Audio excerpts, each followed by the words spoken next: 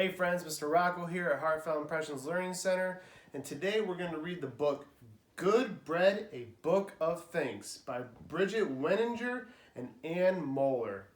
And as you can see, this is the cover of the story with a little boy eating a piece of bread and a bird in the background.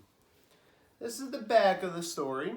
Looks like a bird's peeking through, so I have a feeling a bird might join us for our story today. And this is the spine of the story that keeps the book together. Let's start reading. Good Bread, A Book of Thanks.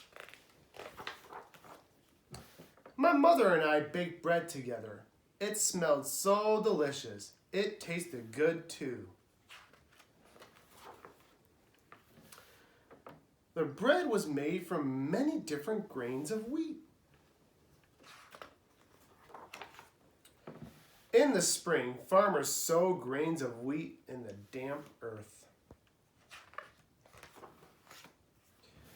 The grains grow roots and shoots. Every day they grow bigger.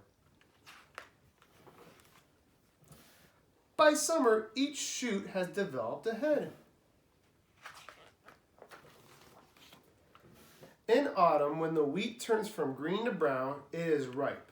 Farmers cut the wheat and thresh it, which separates the kernels from the rest of the plant. Every head contains from 30 to 65 kernels of grain. From one grain, so many have grown. My mother and I grind the grains of wheat in a hand mill to make flour. Then we knead the flour with salt, water, yeast, and seasoning to make dough. We shape the dough into a big loaf, and I put it into the oven to bake. I hope that other children have bread like this to eat. I am so thankful for this good bread. The end.